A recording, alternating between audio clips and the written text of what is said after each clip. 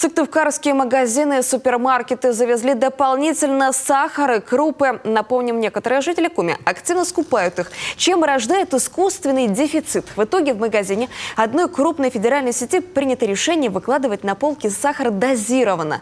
В руки выдают не более 3 пачек, чтобы избежать спекуляции. Однако уже через 10 минут после выкладки полки заметно пустеют.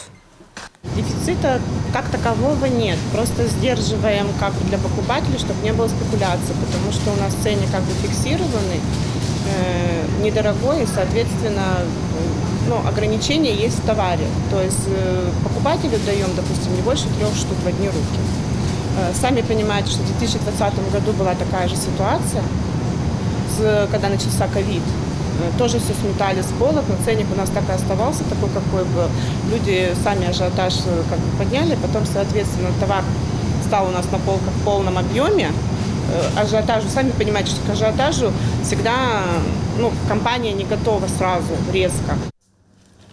Поставки сахара, гречки и масла, на дефицит которых жалуются люди, здесь не прекращались. Масштабная отгрузка сахара, песка ожидается в ближайшие дни.